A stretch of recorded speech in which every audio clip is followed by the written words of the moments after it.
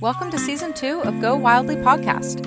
We are Emily and Heather, two childhood friends who carry a mic into wild places like rivers, trails, and forests, with wild people to host raw, honest conversations about adventure, healing, identity, and the transformative power of nature. In this season, we're centering the voices of people who call Southern Oregon home. Outdoor enthusiasts and outdoor professionals whose lives have been shaped, changed, or are continually influenced by time outside. Come along as together we go wildly. Okay, we're recording. Awesome. Hello. Today on Go Wildly, we are excited to be joined by Calvin Livingston. Calvin is a Southern Oregon-based breathwork facilitator, Wim Hof Method instructor, and wildland firefighter whose life has been shaped by deep time outdoors. His relationship with nature runs through fire lines, cold rivers, sauna heat, and conscious breath, places where presence isn't optional and resilience is earned. Whether he's working on wildfires or guiding people through breathwork and cold exposure, Calvin sees the outdoors as a place of initiation, a place that strips things down and reminds us who we are beneath comfort and distraction.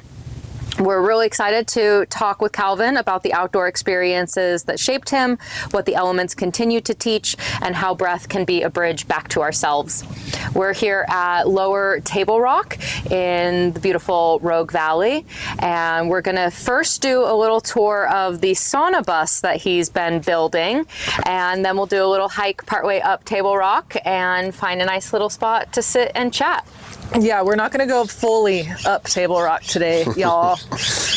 Time and wind and just we got it dialed. We got to dial it in. Okay, let's do it. Tell us all about this bus that you've been building, where the inspiration came from, what the process has looked like, and where you see it going.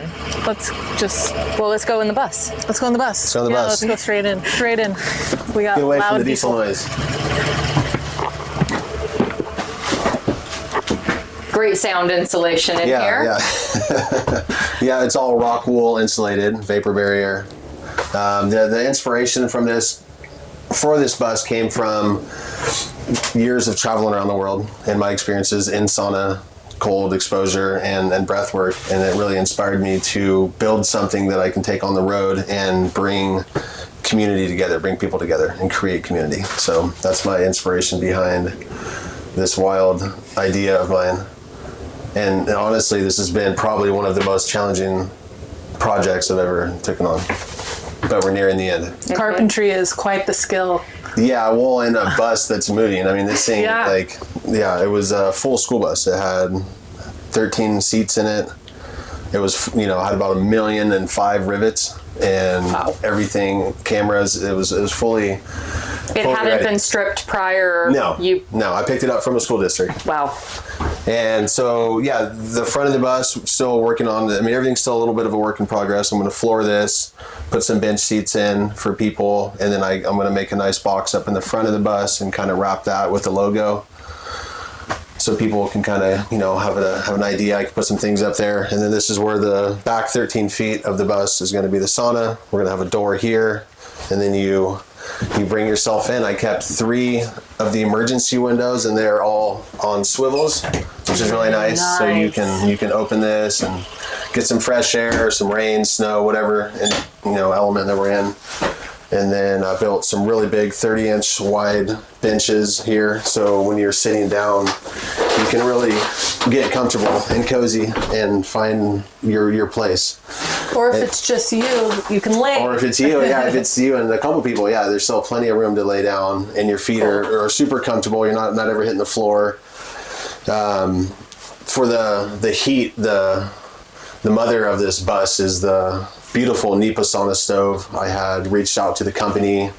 They heard about my story, what I had going on, and they wanted to be a part of it. And so they built my custom Lean In logo on the grate and built me this amazing wood stove to fit this bus.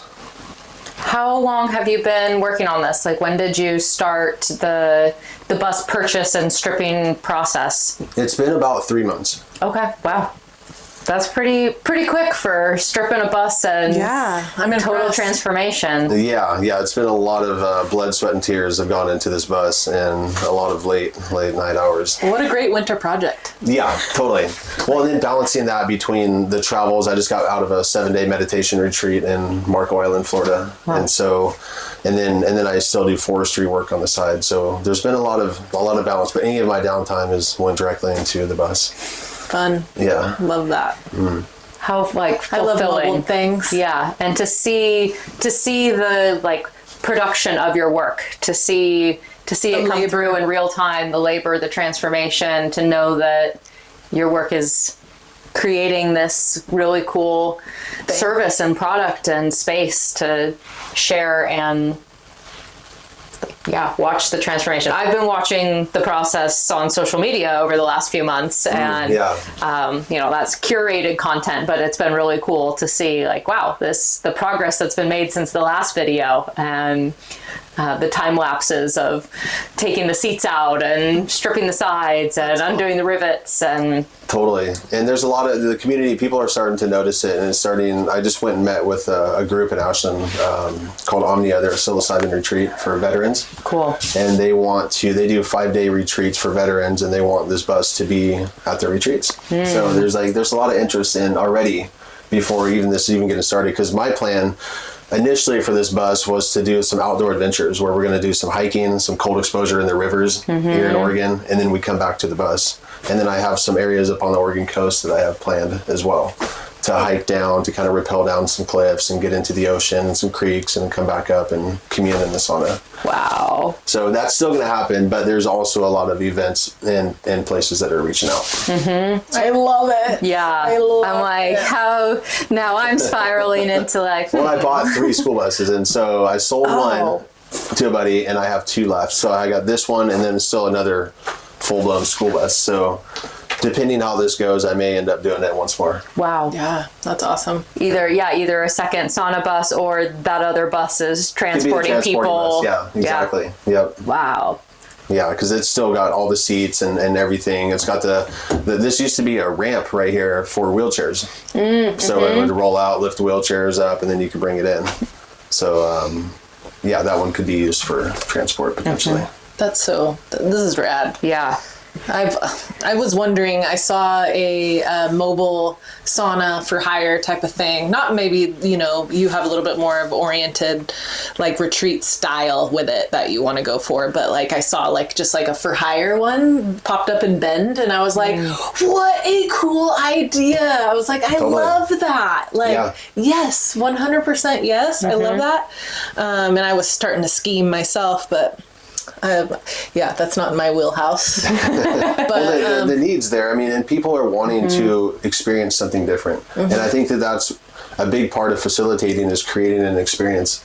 And that's what this is going to do. Is I could do a pull behind a barrel sauna or something behind a trailer behind my truck, but this, people can be in this while we go to a location, and I can get right to the water's edge, to where we could literally jump out of the bus and then go in the cold water and it's so cool. do all the things. So there was just a little more intention with this one than doing a tow behind. And there's an extra novelty to it too. Right. Sauna bus is like, what? Yeah. I've never heard of or seen that before. I want to check that out. That's a very unique concept. I think I want to go somewhere while being in the sauna. That'd be sick. Yeah. You get in the sauna in one location and you arrive to another one. That would be wild. Yeah. I haven't really put that into consideration yet. Like moving with the stuff everything going. That might be a little dangerous. Could be. Yeah. Yeah, that would be an after hours. Yeah. The midnight sauna ride. Totally. Yeah. Up the mountain. The magic sauna bus. Yeah. I wonder we could. For the rave.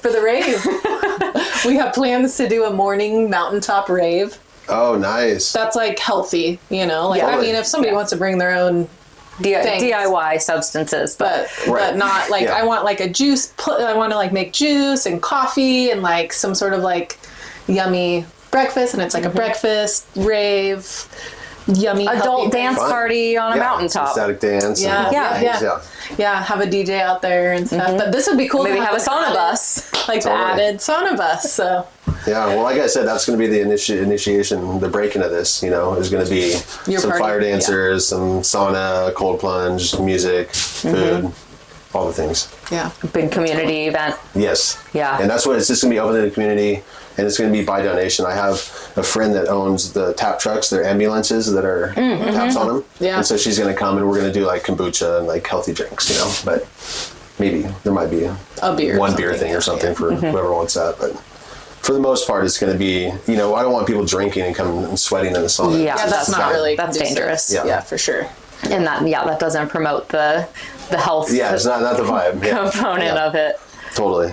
Yeah. Oh, the ketos. So cool. Well, okay, let's wrap it up. 'cause yeah, we got a pretty let's tight. move up the Move the trail. Yeah. Yeah, let's do it. Close up the bus. He's gonna close her up. Close her up. We're gonna get the hell out.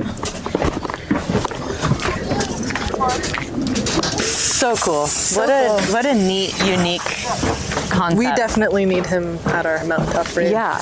Like, wouldn't that be sick? Yes. Just an added, like, come. Especially if it's like cold and rainy, or even if it's not, just to have another component of that was it? ecstaticism. Okay. Wow. All right. Easy peasy. Wow. This is our first hike, is it? No. We Wait, where did hike? a stroll from Tuvel. Oh, that's but right. yeah, this is our first, I guess, technical Well, and we hike did of the season. We Walked around Immigrant Lake, yeah. But this is our first like elevation climb. nice. Slight elevation climb of the because season. we're not going too hard. Yeah. Yeah, this is my fitness schedule. I can see the Table Rocks from my house, and so Oh, cool. for like 12 years, I've been very consistent with coming up and down these. Is that Trail run or do you just hike? Run, yeah, Okay, you run. yeah. I figured a lot of people do run these. Yep. Yeah, it's definitely. I don't know. There's something about it. It's always been such a big thing in my life. I feel like if I'm consistent with these mountains, then my life just stays in a really good place. Mm-hmm. Yeah. Yeah. Well, tell us a little bit more about who you are and where you came from and how you ended up here in Southern Oregon. Yeah. Okay. So I was born in Ashland, Oregon. Cool. Born and raised in Ashland, Oregon, for the most part. Lived a very unique childhood. My parents were definitely more on the poverty side, so we kind of grew up living in campgrounds in Southern Oregon. I lived below Pilot Rock by Mount Ashland in a 3-story wood cabin that was no electricity, no running water for 3 years. And that was in elementary school when I was going to Bellevue Elementary. And yeah, I mean, Southern Oregon, like the mountains were where we grew up. We grew up by Hyatt Lake, Howard Prairie, and Pilot Rock. And so going to school in Ashland and kind of experiencing nature and at the same time, our bus ride I think was 45 minutes each way every morning. Whoa. Yeah. The bus came It came out up to where to you like were. it came up this Mount Ashland ski road to a certain point, and then we had like a 3-mile, sometimes hike, from our cabin to the bus stop to Wow. get on the bus. Uphill both ways kind of thing. Yeah, in the snow, of course. Yes. Yeah. But yeah, so I grew up here in Southern Oregon. Got into my teenage years, was very dysregulated. Got into a bunch of partying and doing all those kind of things, and then had. Should we do this loop trail? Yeah. Yeah, half mile. Half mile? Let's do that. Great. See where it will take us. Yeah. Let's go. Probably the less populated pathway to take. Yeah. It looks like they just walked this whole thing. It's all ready for us. Yeah. They're preparing for the season. I know, because we're not getting a winter. Yeah. Yeah, Might as well be out doing trail work. totally. It's perfect weather. So yeah, I had my first child at 19 years old.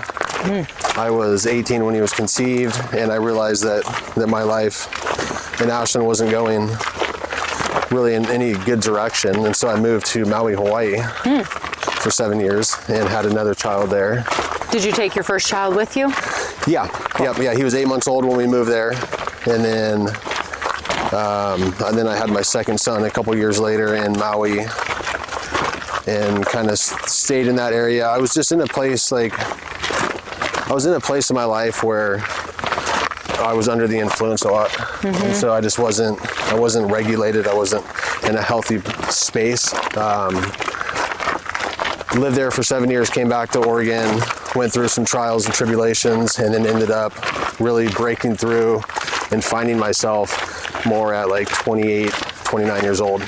Don't we all? Yeah. It takes a little while. You got to get it out of your system. Yeah, it took me a long time to get it out of my system. I feel like it was born in my system, and then it just went on and on. But then I came across, I had a buddy that introduced me to some breathing practices and some cold exposure and some of the Wim Hof Method, probably 11 years ago or so. And then that was my first experience in learning how to regulate my nervous system and under like an extreme environment, under the cold, and then through the breath. And that really grabbed my attention, and I continued that for about 5 years until I came across some transformational style breath work. And then that was an experience of a lifetime. It was such a wild experience. When I came out of that breathing journey, I was like, whatever that was, I want more of that in my life. And it led me to travel to Bali for a month and dive into that practice, get certified in that.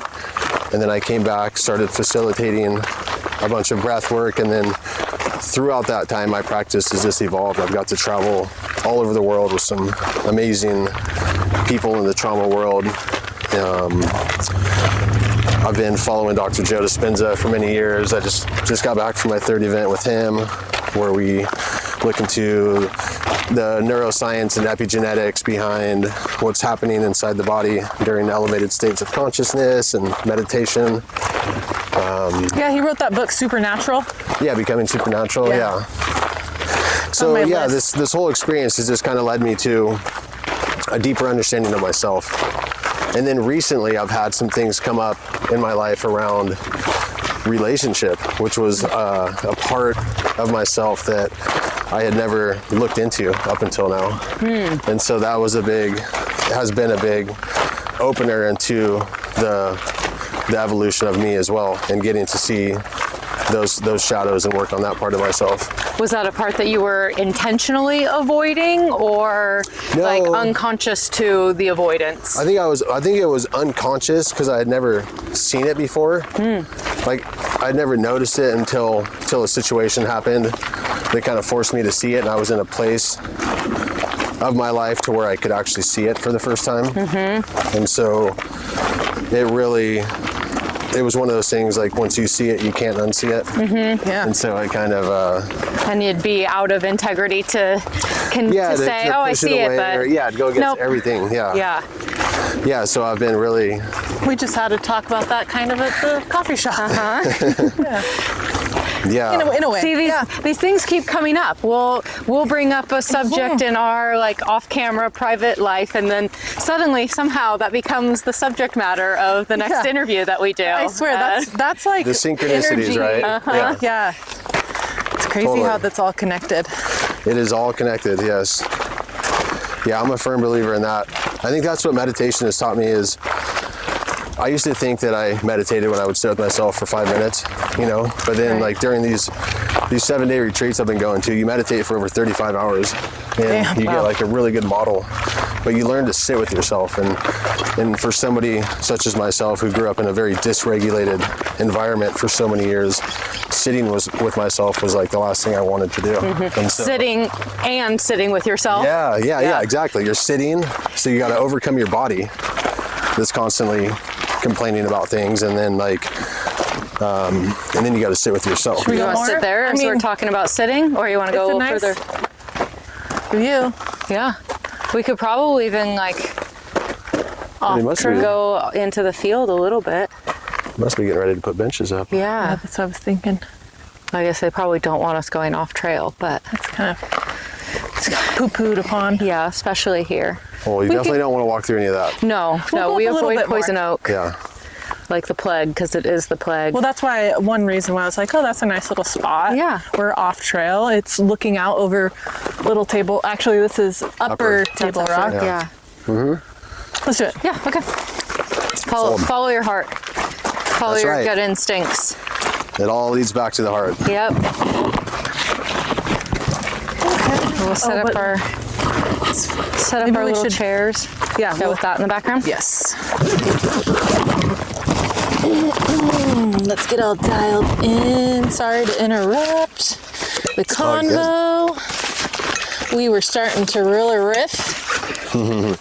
We're talking about sitting. We might as well sit. Might as well practice what we preach, right? Yeah.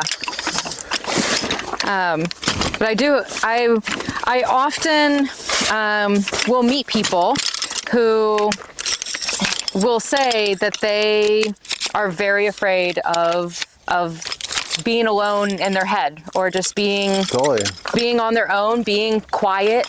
Yeah, I wouldn't say that I'm afraid. I just have never done it before, but I know that it's something I need to explore myself. Yeah. So, Yeah, Totally. like what would you say to somebody who has never done that before and feels very averse to it, or like curious, but also like, oh, I can't do that. That's I would say, like, from my experience, is start with some breath work. You know, the breath is such a beautiful way to tap in to where you don't have to consciously think about things. It's a somatic practice to where it's like a bottom-up type approach, you know, so you literally don't have to, that's because consciously we'll always talk ourselves out of situations. And then the breath is something that if you just continue to take that next breath, you're temporarily shutting down the blood flow to the prefrontal cortex, the monkey mind, the inner critic, and you're letting the body take over. And so it's such a beautiful way to come into connection with yourself. And then from there, the meditating, I mean, it's repetition. It's a practice that you have to continue to do. practice. yeah, it is. Isn't everything in life just a practice? Totally. We don't know how to do things we've never done before, and we only get better at things by practicing it. By practicing. Well, and I feel like in this society, I mean, speaking personally, is like, I've been led to believe that the greatest fear is the fear of the unknown. But it's like I'm flipping that script and the stuff that I facilitate, and it's like the greatest fear is the fear of the known, because it's in the familiar, in the predictable that we don't create because we know it. It's in the unknown that we create. It's in the present moment that we create. So it's like also stepping think into that- that. Absolutely. Like, we're just a society of such instant gratification that like nobody wants to be a beginner at things. Yeah. Yeah, we're afraid of looking dumb or not being immediately successful at something we've never done before. And yeah, there's absolutely a fear of beginnership. Yeah. And it's like, you gotta step in, you gotta walk through the river, you know, of change to get on the other side. You can't just expect to put your toes in and know everything. Yeah. You know, I think it's a lifelong process. And be comfortable being uncomfortable for a little while to learn beyond your comfort zone. Well, growth requires discomfort. In order to grow, in order to evolve, we have to be uncomfortable. We have to get into that uncomfortableness. And that's how I kind of facilitate my breath work a lot is it's going to feel uncomfortable. You're going to feel lightheaded or tingly, or these sensations are going to be like, oh gosh, you know, it's just like the cold water, you know, it's a merciless teacher. And it's, you step in it and you're like, nope. You know, we've been led to believe too that if we get in the cold water, we'll get sick. Yeah. And it's just not true. You know, it's flipping the script, it's flipping the mindset. And that's like the pillars of the Wim Hof Method, is the cold, the breath, and the mindset. You know, the mental focus is huge. Like believing that you can, believing that this isn't, I mean, the like mind over matter. Like, Totally. It's I'm, like, this is I'm what not we're doing. uncomfortable. This doesn't, my fingers aren't freezing. I'm good here. Yeah. I can do this. Yeah, well, and just know, just setting that intention of like, I'm getting in here, and I don't give a shit what, I know it's going to be uncomfortable, and I know it's going to suck for a while, but I'm going to do it, you know. And then you learn through the breath, and when you understand what's happening inside your brain, inside your mind, you're going through these emotions and fears and doubts. But after that comes the adaptation, where you start to, you're like, okay, okay, after about 90 seconds, your body starts to kind of be like, okay, we're okay. So you're going from that. It's hormetic stress. You're creating these like acute stressors in your body to better handle things in life, stresses in life, and it's making you more resilient. And show that you can do hard things, You can do the things, yeah. It's only as hard as you make it out to be, Exactly, to a yeah. certain degree. Totally. I've been kind of meditating on. Sit. You get the middle chair. Okay. I'm going to put your phone in the shade so it doesn't Overheat. And blow overheat. up. Yeah. Okay. On the concept of like, is life really supposed to be so hard and uncomfortable all the time? Or is it okay? Is it a mindset to decide that you are accepting of that discomfort and therefore it is just less uncomfortable? I think if you were to, live with the decision that life sucks and it's going to be uncomfortable, then that's going to be the direction that your life's going to go. So I think it is shifting that mindset 100% into the life that you want. I've been doing this whole path on abundance and like creating, and so much of it comes because your mind can't tell an event that's happening right here in this three-dimensional world that we're actually doing, picking up a rock and throwing it, or an event that we create inside our mind of picking up that rock and throwing it. And there's been so many studies on, they did a study on men working out, and it was like a 21-day study, and they had a control group of men that were actively working out in a gym, and then a control group of men that were meditating on working out. And the guys that were sitting, not lifting any weights for 21 days, but every day they were meditating on this, they were actually gaining muscle. Wow. Yeah. I feel like I've heard that before. Yeah. It's so, Who told me that? It's the placebo effect, essentially. placebo, It's yeah. believing that something is affecting you. I think I maybe and heard that on a podcast or something, You're about to hear it on this podcast. Yeah. That's right. Yeah. Well, sorry guys I also want to really quick interrupt and apologize for some mic issues and getting set up, because that was the mic. I accidentally hit the button. So sorry listeners, if you're still here, we appreciate you. Yes. Okay. We appreciate it. We love. Hopefully it's working still. Yeah, it should be. Totes my goats. We're all online. So let's kind of dive back and so you're here now. Where did we leave off in this story? Because we kind of went off on a little bit of a tangent. We did. But it was a good tangent, yeah, don't get me wrong. yeah, but yeah. like that's what we're supposed to do. Yeah. But I want to round out the story. Of getting back to Southern Oregon, and you came back after 7 years in Maui, and you've been back in Southern Oregon for, you said maybe 11 years? Yeah, a considerable amount of time. I think it was 2013 or so, 2012 that I came back from Maui. Yeah. So probably, 13, 14 years. Yeah. And yeah, what has when life has looked like of getting into breathwork and meditation and retreats finding and this community. Yeah. It's been a lot of I've traveled all over the world. I've been going all over Costa Rica and Mexico and Poland and Germany. And then I'm also a wildland firefighter. I've been doing that for many years, and so now, it's pretty unique because I get to go out and do all this rough and tough men's stuff, and there's a lot of women out there, don't get me wrong, but a lot of it's just that hardened mentality. And so I get to get out on the fire line and do this wild job, but I also get to talk to people about breath work and cold plunge. And so now I've started plant the seed. Yeah, and they're starting to come to my house now, and they're starting to, and police officers and all kinds of people are starting to come in and to experience this, and that's all it takes is the willingness to.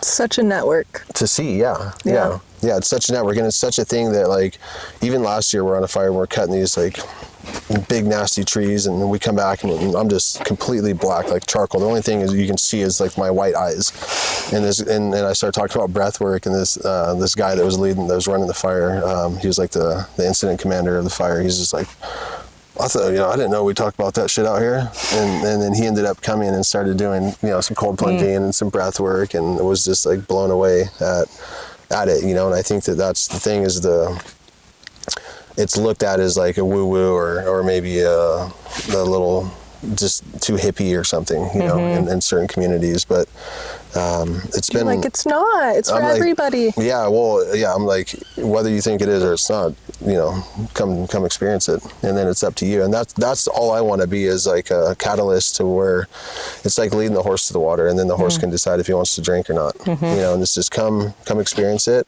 and then you can make your own decision.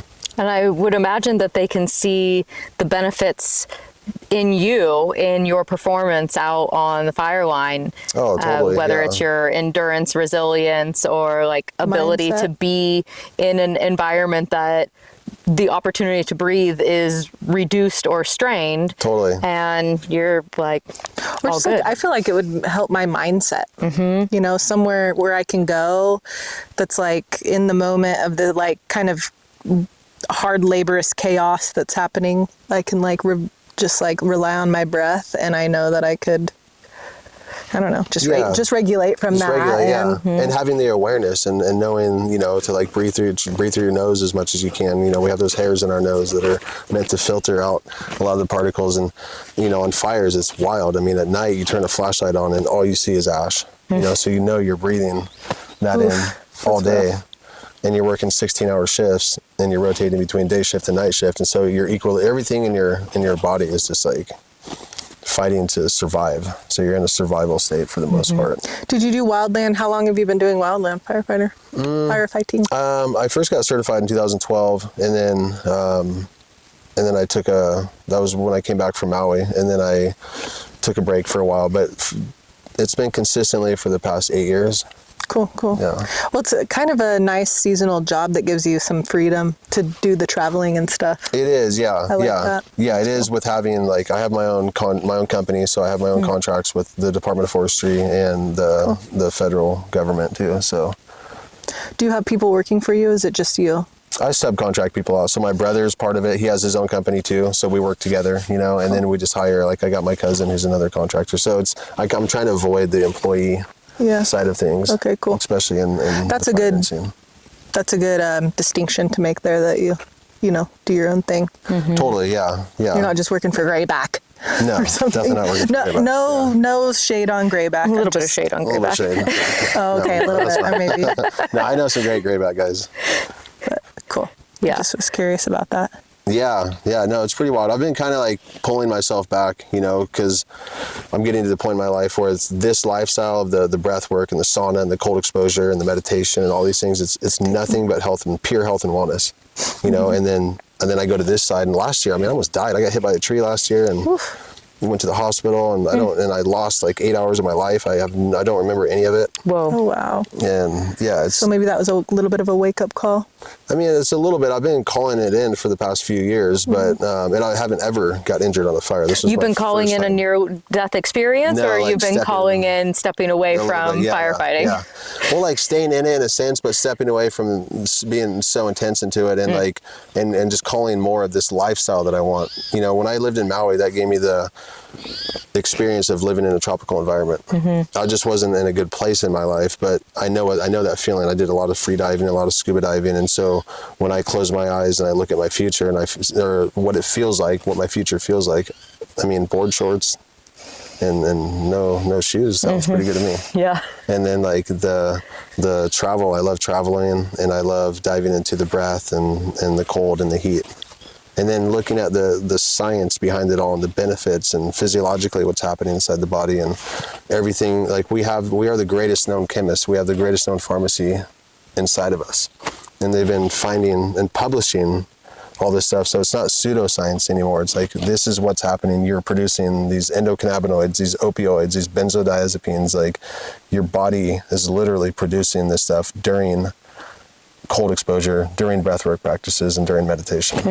And these are things that people would otherwise be going and spending hundreds of dollars at a pharmacy for, but they are And getting already addicted to, and having a ton of side effects, and numbing yourself out from the world, and all the BS that comes with that. Yeah. But you could get addicted to that through your own body's production of it too, potentially? Or is addiction is a little bit different? Yeah, totally. It's obsession or dedication versus repetition, and it's good things. It's like calling in, it's tapping into your heart, it's having that heart-brain coherence, to be relaxed in the heart and awake in the brain. And when you can come into this place and into this present state, that's where we can create from, and we're in a much more regulated state, so we don't react on emotions in a sense. It's like we're a lot more grounded to what's coming in life and what's happening in front of us and around us. Getting more in touch with who we are as part of the universal connections. And I feel like we all have that sense or that calling of something more, something greater than ourselves. And a lot of times it's just like, oh, okay, but I couldn't do that because I got to have this and this and that.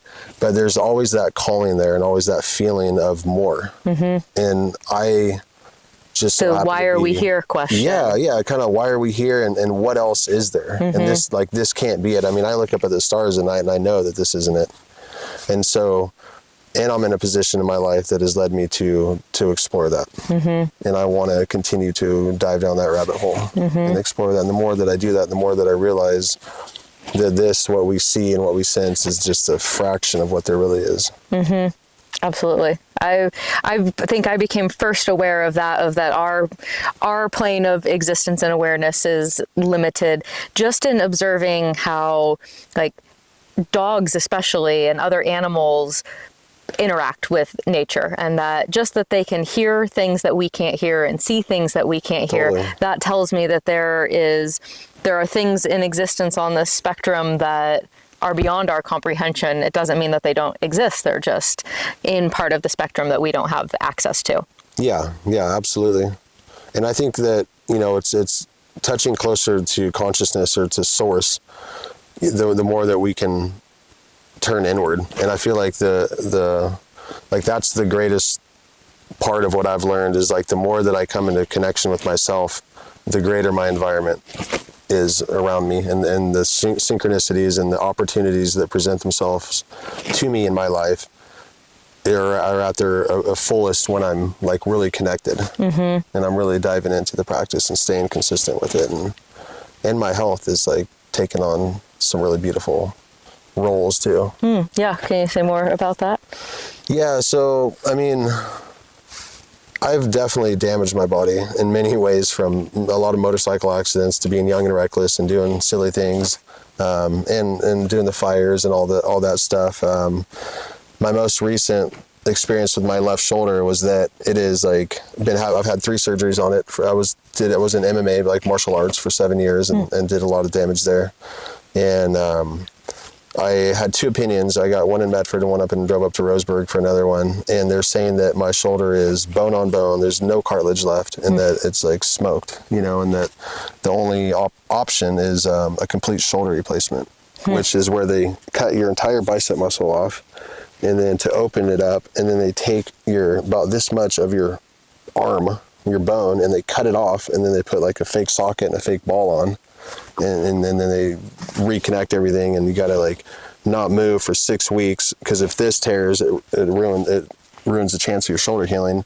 But then it's like it's good for 10 years, and then you have to get a reversal. And so it's going to be this like lifelong process of surgeries, and I just, I thought about it, I was going to do it, and I was really like, man, what do I do? And then I just decided not to do it, and decided to heal myself and to figure this out and to dive into it. And whatever I've been doing, the meditations and really getting intentional on my shoulder, it's been feeling better than it has in many years. And I haven't went back in and had any comparative analysis. Yeah, but I know some things are happening inside of it.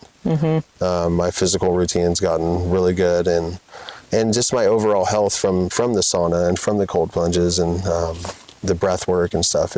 My health is really well taken care of. Yeah. Physical and mental.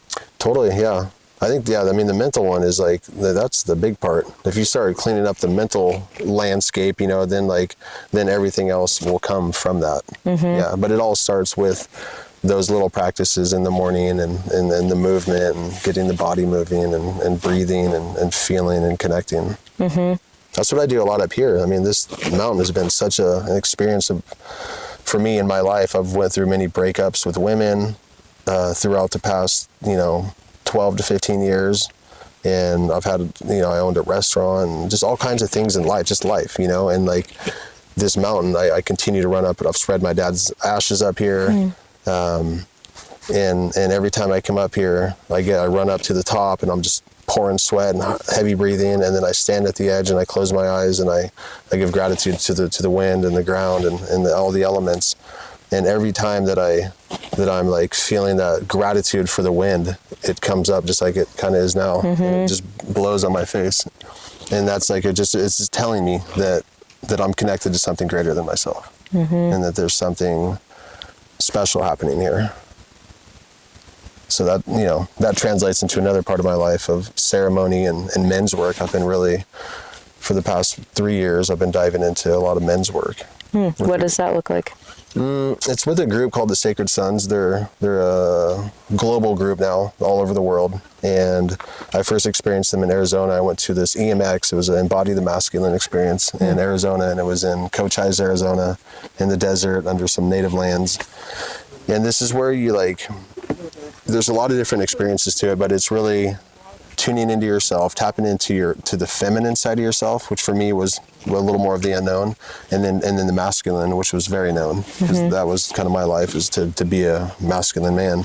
And so you get into mutual combat with other men with boxing gloves, but you also get into areas where you're learning to feel and to cry and to let out emotion. And so I had a really good experience with them, and I joined their leadership training, and I've just kind of started following that path since then, and it's led to me starting to host. Do they have a youth program? They do. Really? Yeah. Cool. They do. They got the Sons Youth, yeah, which is a really, really cool program, and that's for teenagers and stuff. Cool. I'm just thinking my son needs. Totally. Yeah, my boys. I would love my boys to get into that too. Is experiencing that. It's such a healthy way to learn more about yourself, to find your edges. And then to lean into that discomfort, but then also, really shape how you want to show up in the world and who you want to be. And then finding those shadows and working on those shadows as well. Not just being what people have told you you are, or what stories you've created in your own mind. Exactly. Well, in the stories, that's, the stories in our mind. I mean, I can have an event that happened when I was a teenager, and I can tell you that event right now.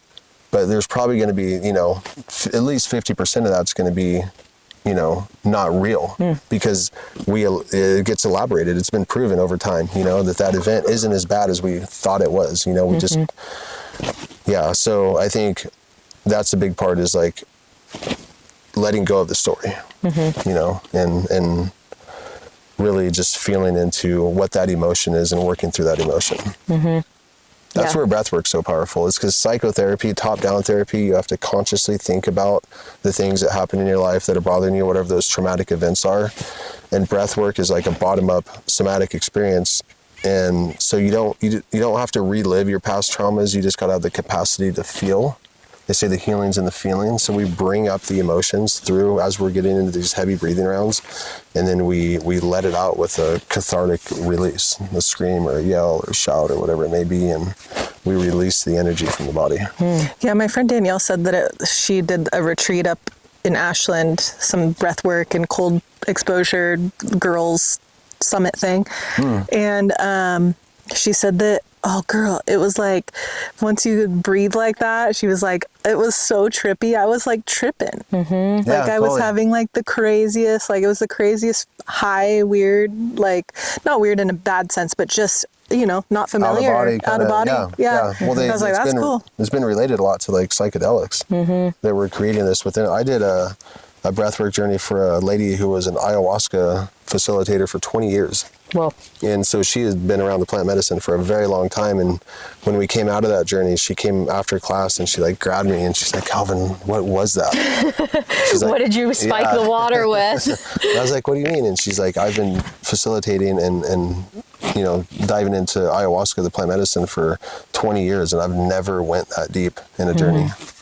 But it was all within her. And so her reflection on that was that Mother Aya was telling her that it wasn't like a sustainable thing, you know, to keep coming back to, that everything that she needed was within her.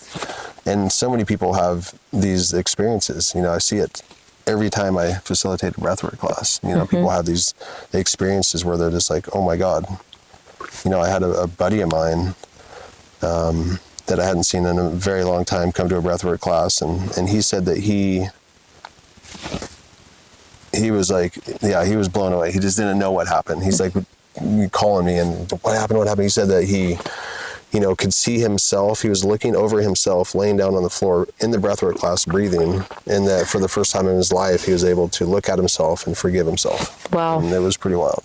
Yeah. Ooh, wow. I need that. I feel like you do need that. For a few things. Yeah, Heather's sold. Well, I've been, yeah, totally. I think people often rely on external I've never done things. Hallucinogens. Yeah, so I don't even I know my mom kind of guilted me out of it as like, you know, it's scaring me away as like a teenager. She's like, don't do that.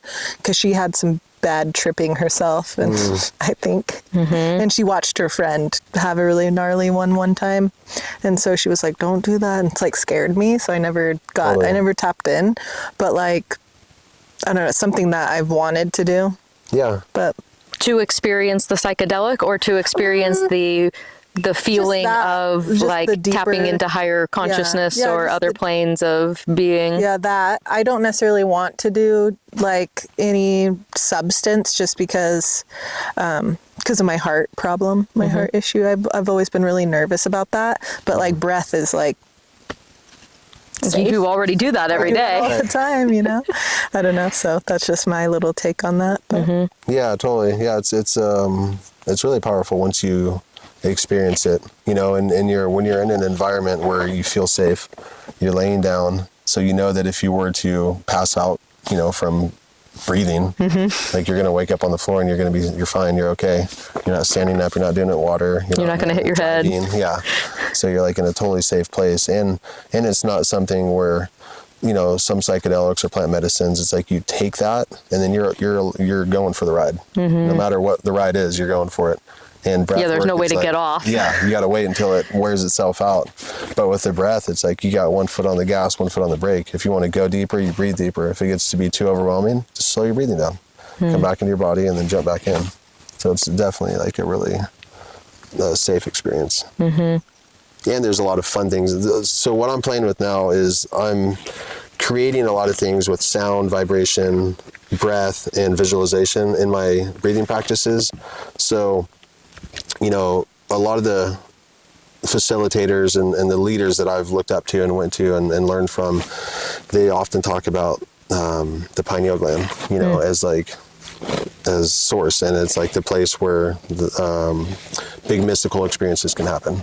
And so Joe talks a lot about, you know, this breath, this way to lift your perineum, your sexual organs up, and to like pull the cerebral spinal fluid up your spine and into the pineal gland and have it compress on that pineal gland, and then you release DMT and all of these wild things. So I've been playing with, you know, some Wim Hof style of breathing practices where we come into some heavy breathing with some breath holds, but then we get into some like slower visualization of gratitude and abundance. This episode is heating up, and this is your official sign to stop white-knuckling life. If you've ever wanted to sit in a cedar sauna, breathe deep, and reset your entire soul after a long day out adventuring, or even just a long day living, listen up. Calvin and the Go Wildly podcast have teamed up to give our Wildly Wonders something extra special. You can experience the sauna bus for yourself and step into a blossoming community Calvin is building here in Southern Oregon and beyond. Use code GOWILDLY for 20% off your session. That makes it just $30 for 30 minutes or $39 for 45 minutes. And the first 10 redemptions also receive a free mini breathwork session before you even enter the sauna. Or you could do it after, actually, whichever your little heart's desire. Plus, Calvin is donating $5 per redeemed booking to the Go Wildly podcast fund for the first 50 redemptions. So you're taking care of your nervous system and supporting your favorite little adventure podcast at the same time. Go sweat it out, go breathe it in, go reset, and as always, go wildly. No, I don't. I have worked myself away from having anxiety about it. Nice. But like Yeah. I've worked through that, and that like fear, you know. Totally. But is that okay? Was that how I had it? I don't know. I mean, Was I it- had to I shift guess it it- slightly to put the battery in, but Let me check. Yeah. you can look at it. Make sure we still look good.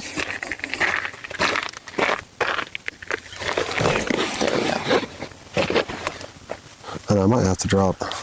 Let me pull this off real quick. Okay. I think this thing's ready to go. Yeah. Yeah, it warmed Forgot it was up. like 80 or something. Yeah. It's nice. Yeah. I mean, I'm not complaining, Right. and I'd love Some snow. some snow. I think we would all love a little snow. Yeah.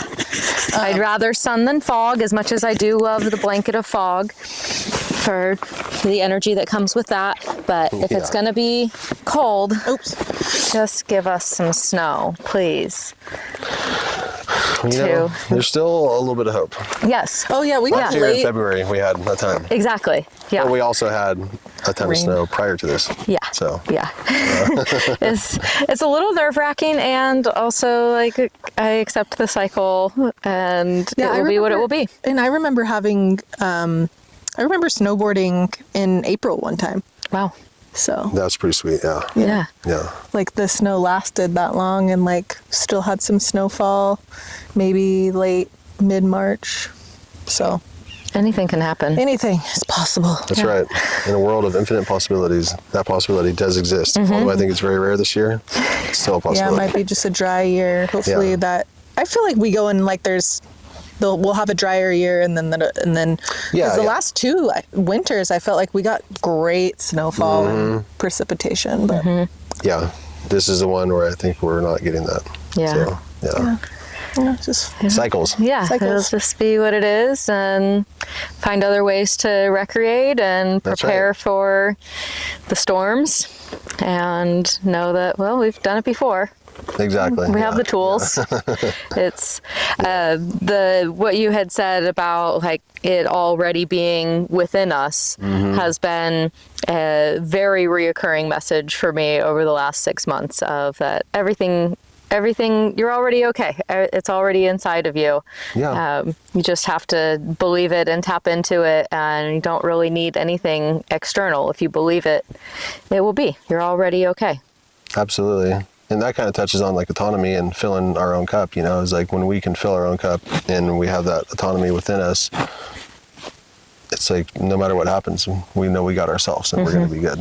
But not saying that I found myself in that position too sometimes where I go to that a little to the extreme. And it's like that's where I really want to call in the community, and I see the value in community, and that's why I'm creating the things that I'm creating, is to have a good community around me. Yeah. I feel like I've been doing the opposite. Rejecting community? No, just like I've been like reigniting my spiritualness with God and Jesus, actually. And I was atheist for almost 20 years. Oh, wow. And then I just recently got back into some Amazing. spiritual, because I was like very, I don't know. I was spiritual before in a sense too, but just different. I don't know. It's just, I've been exploring this other realm, and it's been cool. It's been That's a great awesome. little. Yeah. Yeah, say more. Say more know, about yeah, it. yes, yes. we're- Well, Yeah, I felt like I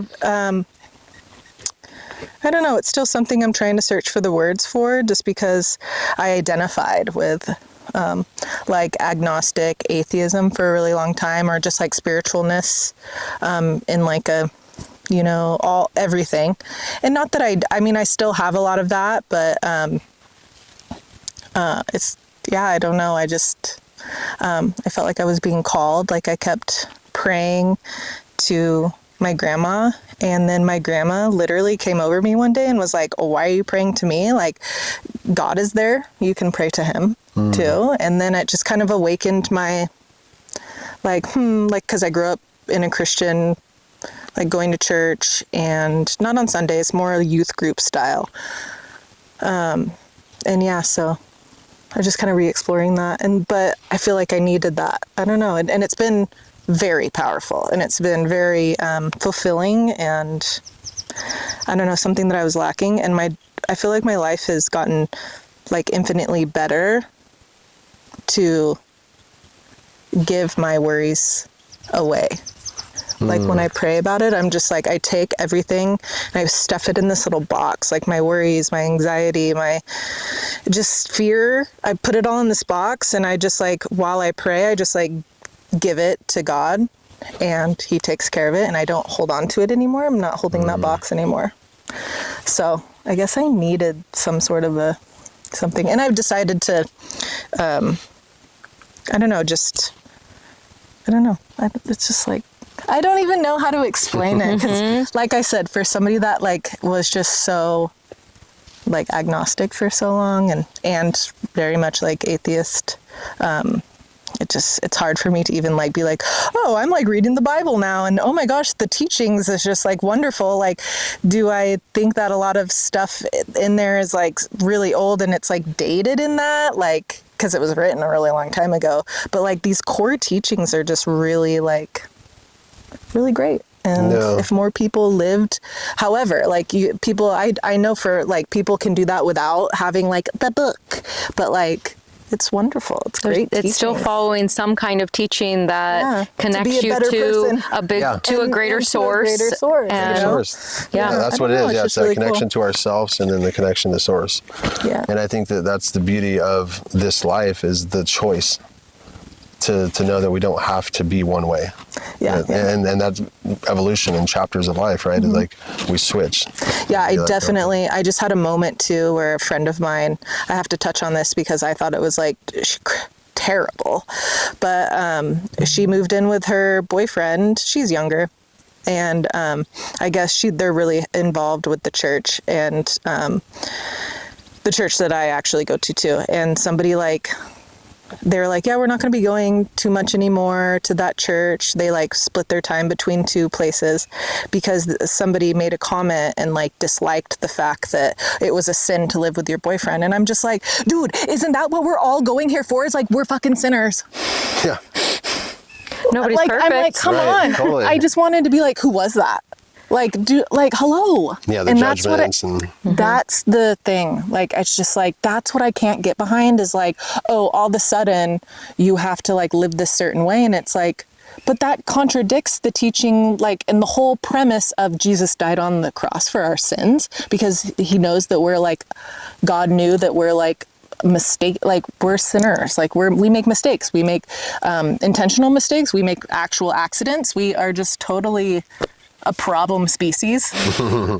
Like that's the whole teaching that you're going here for. And that's kind of like, that's where I get a block. That's where I have a block with it.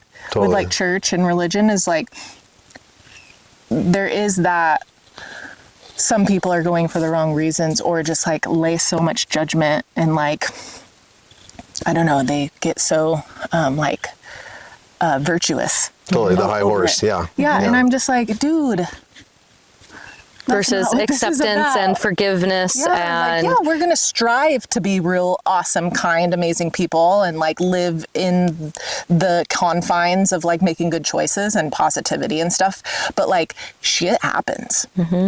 Shit happens all the time. Yeah. You know, so. And nobody's perfect. And if you do look at like, you know, Jesus as a dude that lived, that was like a really, you know, cool person that was kind and did all the good things. It's like, he was the one talking to all the, like, he was friends with all the people that like had all the sin. Like, he was very open-minded. Like, that's what it's all about. It's like open-minded and da-da-da-da-da. And like, I don't know. It's just like, so I have a little bit coming from that place of like, but wait a minute, guys. I don't know. I think there's a lot of different, you know, places for church too.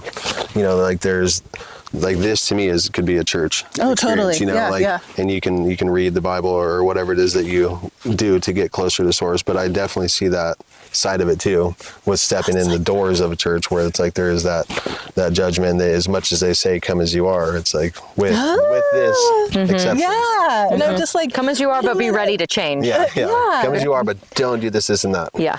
yeah, I don't know. It's just so sometimes I battle with that a little bit with my own, like just going to church and seeing that side of it. Like, I feel like if you just, you know, treat this as your church and you are still like within, I don't know. It's just, see, I'm struggling to find the words because it's like this constantly contradicting. And I'm just like, see, I don't even know. Yeah.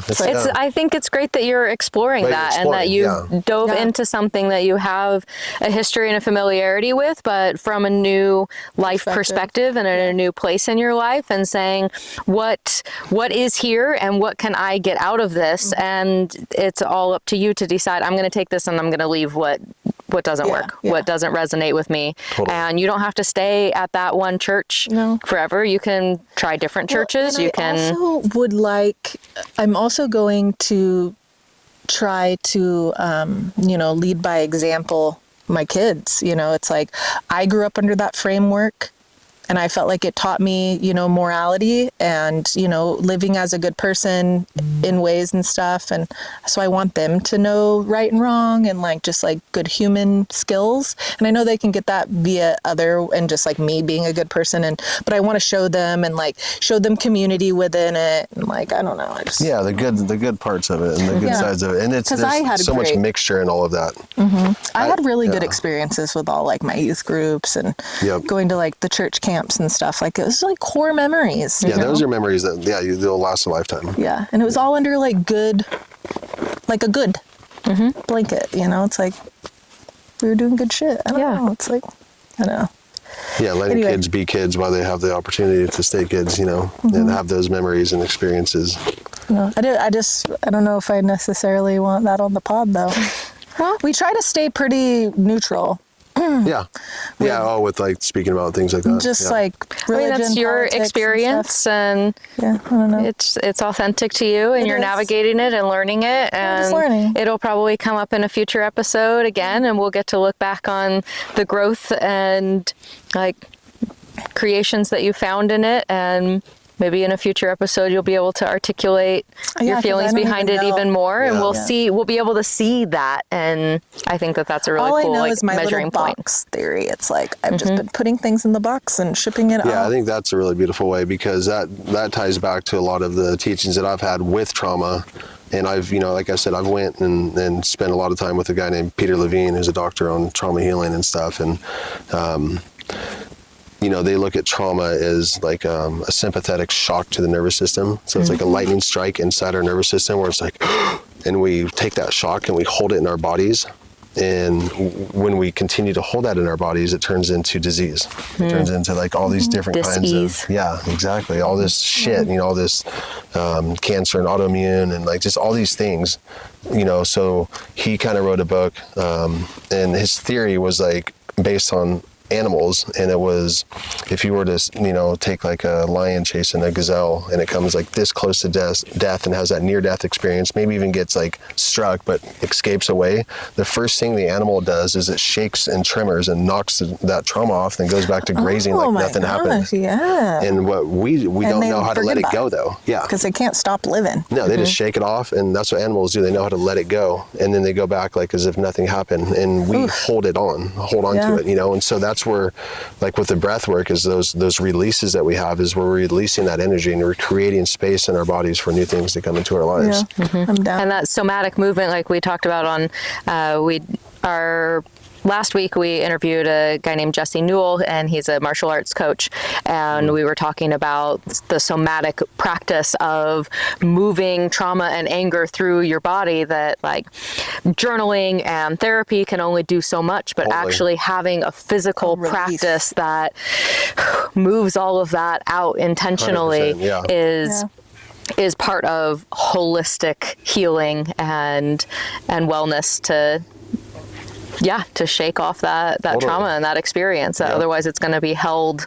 It's going to be held in the body. And then when, as Joe explained that, the hormones of stress alone, not as trauma, just stress, downregulate genes and cause disease. So if you compound that with traumatic events in your life, think about what's happening inside your body. It's like this storm inside there, and it's just so dysregulated, and that's where we come back into connection with ourselves, and we breathe into this, and we feel whatever that shit is that's coming up, we bring it to the surface. We don't stuff it down anymore. We just bring it up. And then we take a deep breath in and we hold and we squeeze and we're just viscerally feeling it. And then on my count, we let it out and it's just like a big release. It's a huge release. Cool. And then we come into some visualization of gratitude or abundance or joy. I have to have the visualization. Yeah. I feel like that helps so much.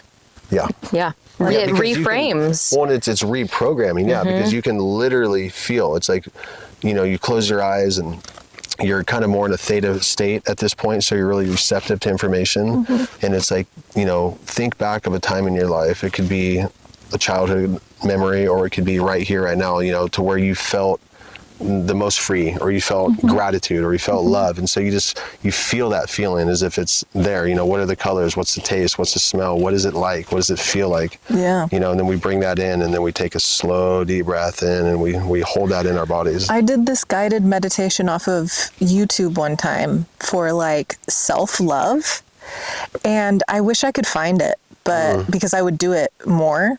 I don't know how I lost it, but I found it I found it like a few months later too, and then I lost it again. Anyway, that literally is such a core memory meditation. I was like laying in bed just before, bedtime, and I just wanted to do something. I put a little thingy on, and it was like this guided meditation where they like took me out of my body, and but it was like me as a little girl that but I was also me adult, and it was just like, so they separated us, right? But would you, say all the mean, harmful shit that you say, about like all of those little things that come up, like, oh, I'm too fat. Oh, I'm, I don't like my skin or my hair or whatever. I'm lazy. I'm a procrastinator. Or that, or those. And then, but totally. Would you say it to this precious angel of a child? And it was like, no, I would never say that to them, they're perfect. They're perfect. Like, I would literally tell, you're perfect. And it totally reset my brain chemistry. And then it was just then it went through the whole body, like affirmational, I love my toes. I love and it was just it just set me. And I wish I could find it to do it more often, because I feel like we need that reset every now and then. I bet you could find something similar to. I bet I could. Yeah. But that was really powerful to look at myself like that. Totally. As a child, the inner and you child. would never say that to them. I would never say that. Yeah. That's where I feel like the morning practices are really potent in that sense. There was one that I did for a while and that I told a lot of people about, and it was like this guy who had explained it, that the first thing when you wake up in the morning, the first thing you do is walk into the bathroom before, I guess you could go to the bathroom if you really had to, but then you look in the mirror and you look at yourself in the mirror and say, I love you 10 times, brush your teeth with your non-dominant hand. Oh, I've heard of this practice. And then do 20 breaths. Love that. Yeah. And oh God, I gotta do that. And he's like, if you do that for 30 days and your life doesn't change, I'll give you a $100 bill. And he said he never had to give out a $100 bill. Wow. Because it just, from there it blossoms, to other things. And you start saying, maybe, I love you, damn, you look good today. Or it's something, just keeps going. And then the breath turns into, oh, maybe I'll do a few push-ups or sit-ups or go on a longer walk. And then it's just, everything starts to ripple out from that. Yeah. And, that one meditation really, I think I probably did it a couple times, but that was so powerful. I vote you bring it back. Find another one. Bring it back, yeah. Yeah. I'm down. I feel like I've come a long ways from where I was before that. Yeah, I don't know.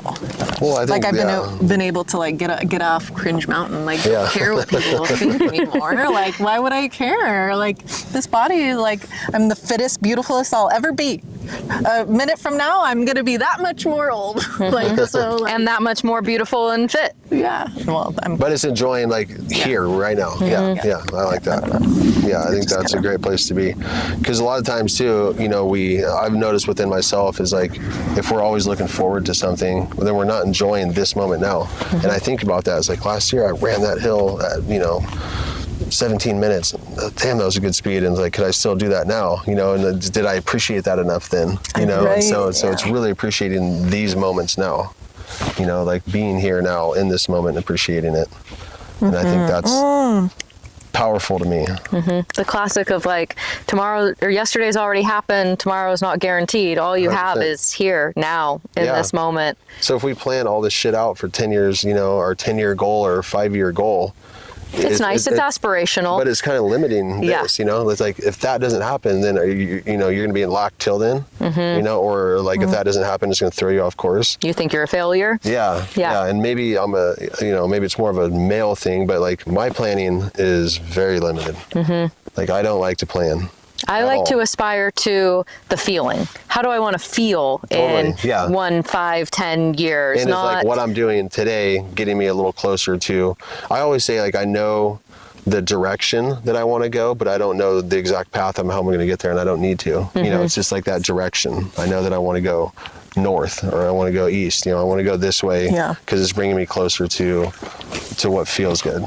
Yeah. There's so many paths and so many ways to get there. We're always at a crossroad. Yeah. There's like so many different ways. And that kind of brings back to what I was speaking on at the beginning with relationship Yes, please. and love. So just to touch on that real quick, I've been in a relationship with a girl who I knew from back in middle school, high school days, which was pretty wild. I hadn't seen her for 20 years.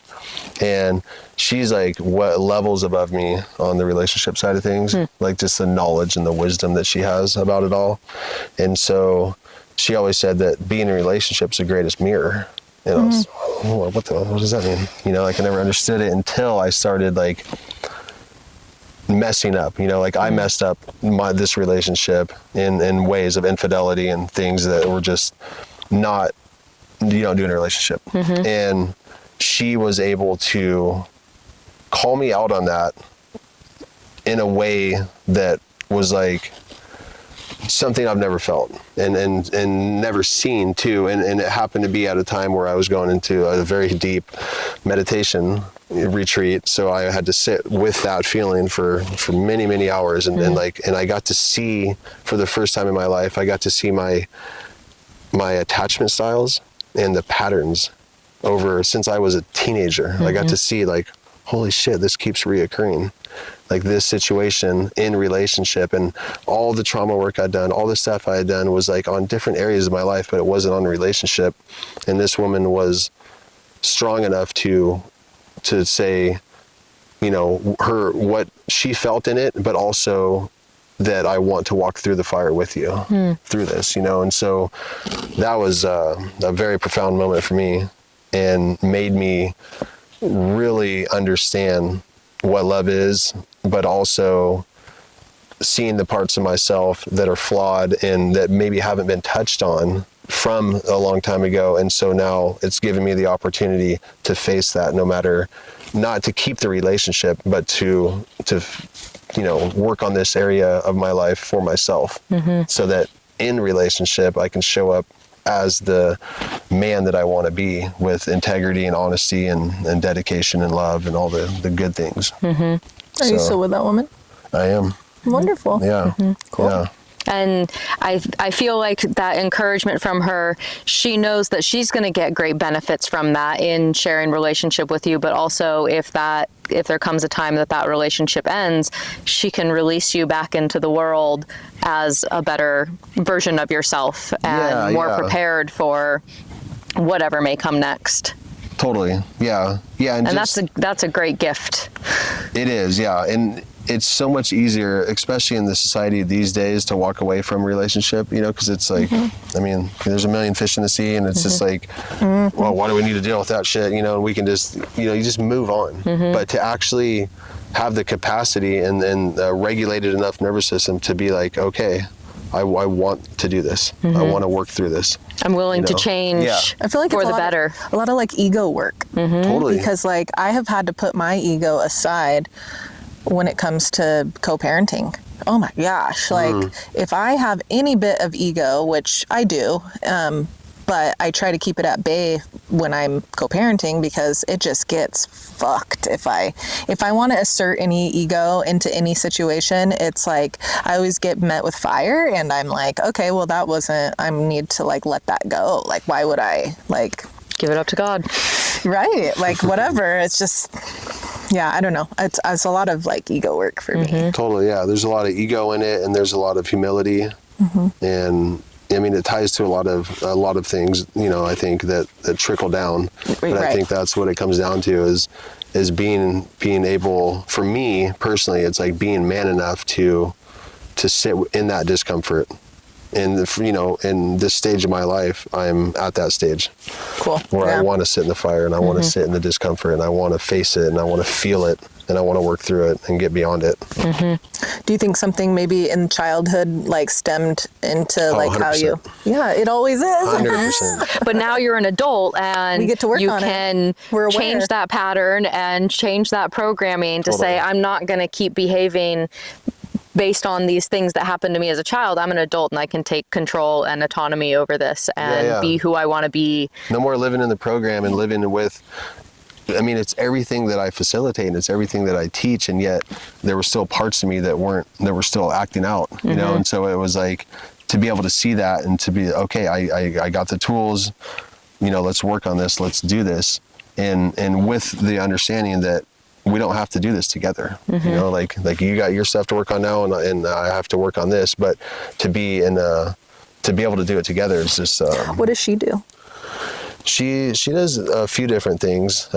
She works at a mental health place, so she understands like mental health stuff, but she's also a mother, and she does a yoga instructor, you know, so she's really in tune with herself and her feelings and emotions. Yeah. That's awesome. Yeah, it's just, I mean, I couldn't imagine walking through that with anybody else. You know, I think it has to be the right people, two people that are really Making that agreement. And to be willing to go forth with that. Yeah. And it's still unknown, like who knows what's going to happen, but just the fact, you know, that it's going in the direction that it's going has been a great honor of mine. I feel very grateful for all that. That's I love cool. that. Yeah. Congratulations. Thank you. Yeah. It's great to find. We're getting close to the end of our time here, so I want to bring us to our kind of core question of our podcast content, which is for you to share an experience that you've had outdoors that was pivotal, life-changing, core memory, like altered the trajectory of your life, something that happened outside. I've been, you know, kind of dwelling on that a little bit, or not dwelling, I guess, reflecting, thinking. But I spent so much of my life out in the woods, and there's so many memories. And the one that keeps kind of sparking up is when I did live in this wood cabin that I told you about. Cool. It was a mile below Pilot Rock. It's called Bear Canyon, and it was. Is it still there? It burned down a couple years ago. Oh, okay. Yeah. Fire. It burned down, I guess, just a couple years ago. But I do remember being. I was pretty young, you know. I don't even know how old I was, 9 or something, maybe. But somewhere in that range. But I remember walking at night, hiking through the snow, and I kind of came out on this landscape. Were you just out there for fun, or? Yeah, Were you like, I'm going to go adventure around? Yeah, just cruising around. Yeah, just hiking around. We were like super woods boys. Free range. Yeah, free range. Like, I mean, there was like the amount of rattlesnakes that were up there. Like, we got, you know, shotguns for Christmas, and we were so young, but we had to, because it was like so dangerous, you know, with the amount of rattlesnakes that were up there and the threat of those things. But I was just hiking at night for some reason, and we had a ton of snow up there. And then I came out on this landscape, and the sky opened up to where it was just pure, you know, clear skies, and there was a full moon, and it lit up the entire area. like so bright that I didn't need a flashlight. I didn't need anything.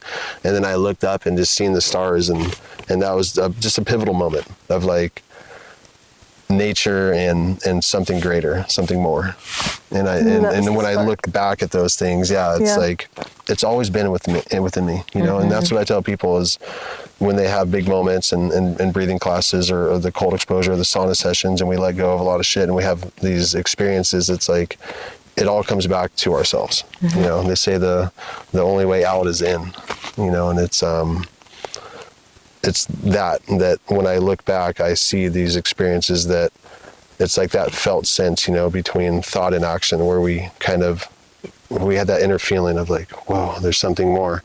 And I get kind of wild with my stuff sometimes in classes, how I speak on it, but I look back to like Peter Pan and Neverland and all these things, and I'm like, you know, maybe that's real. Maybe all that stuff was real, and we don't have to grow up, and we can keep that magic within us alive in the creation and all of these things. So I think just having that curiosity and the willingness to step in, and that experience outdoors was one of those where I look back and I'm like, oh, it was there. It was always there. And that was one of those awe moments for me.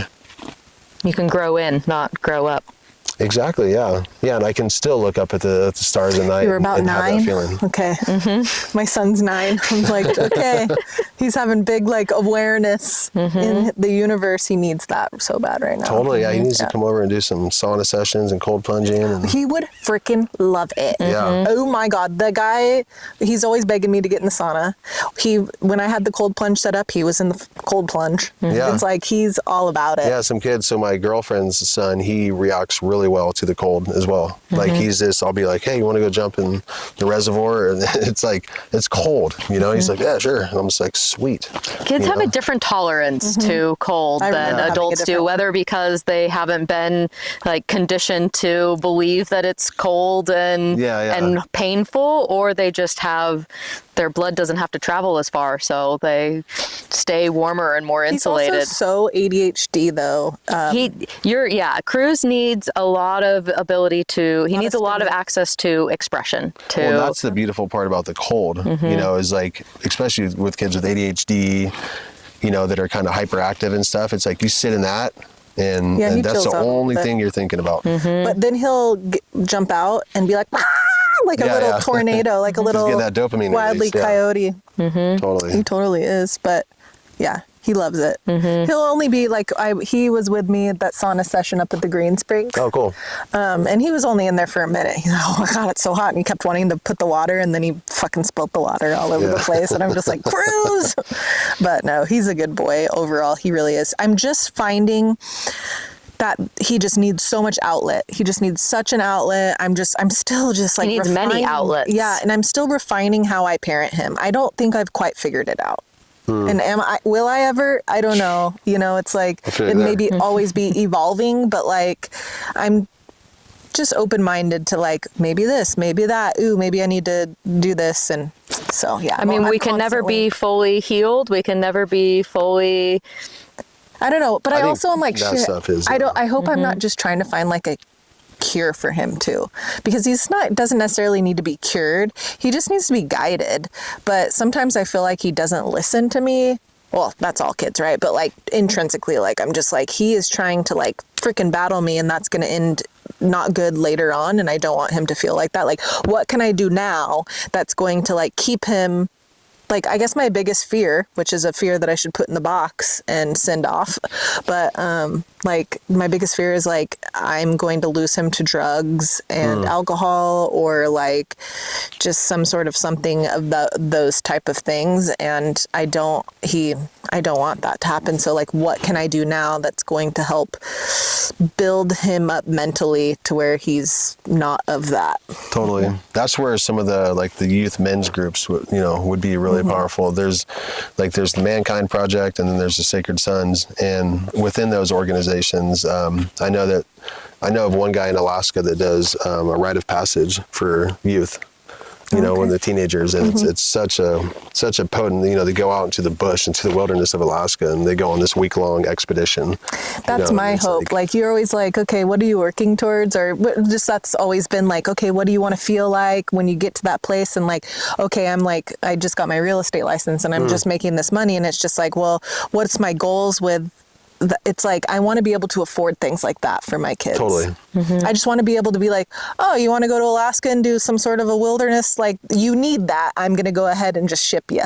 Or whatever, like, not ship in a bad way, but like, I want to be able to have the money to give him the experiences. He's always wanted to do a safari in Africa. I want to be able to give that to him. Totally. Yeah. Well, that I want to show him goes the world. back to those core experiences that we were talking about too. Yeah. You know, it's like, and that's for you, you know, like that could be a part, the view of what you want to manifest and call into your life is abundance in that area. You know, I'm actually doing an abundance course right now with Joe Dispenza. It's, we do a lot of meditating and a lot of like getting really clear on what the goal is, you know, or what it is we want to call in, what does abundance mean to you? Yeah. And then coming up with goals of that and then meditating on that and really bringing that forth. So I can relate to that. I feel like I'm entering my luteal phase right now because like this whole conversation, I'm kind of like, well, the end here, I'm like talking about cruise and stuff, and I'm just like feeling like the need to like cry a little bit because I just like don't, you know, have that release. That's part of. We all end. I don't know. Yeah. It's like a silly. I don't know. I'm just feeling like very like like aha moments. Totally. Yeah. That's part of the somatic experience and moving it. Yeah, and part of podcasting and part of the somatic growing and learning and developing and processing is like, let yourself have that release. I've cried on the pod many times. Yeah. Have I ever cried on the pod? No, because you hold yourself back because you say, don't make me cry. I feel like I could cry. And then you change the subject and resist it. But let yourself cry. It's a natural thing for you to do. And I guarantee you will feel better and freer and lighter after you just let it out. And you're wearing sunglasses, so nobody's actually going to know. I was told once that tears. Watering, so I'm crying. Good. Oh, good. Let it flow. Let it flow like water. I had somebody tell me once that tears are finally joy coming home. And that was really beautiful. I love that. I often tell people that crying is like a shower for your insides. I have cried, Emily, when you were crying on an episode we haven't released, just on. No. On my personal episode. Yeah. Oh, on both of my personal episodes, but only one's gone public. Yeah. Yeah, I have made you cry. Yeah. Anyway. Yeah. Okay, anyway, so we'll wrap it up here. We'll wrap it up here, and we will. We have a couple rapid fire questions for you. So let's do. If you have any advice for people, I'm going to kind of switch it up. For people wanting to get into like your, let's choose breath work as your like kind of practice, and you do it outdoors a lot, I'm sure too. But what would be the advice for somebody wanting to get into breath work and that kind of lifestyle, sauning, cold plunging, and just all that? I think for breath work, it's just go into a class.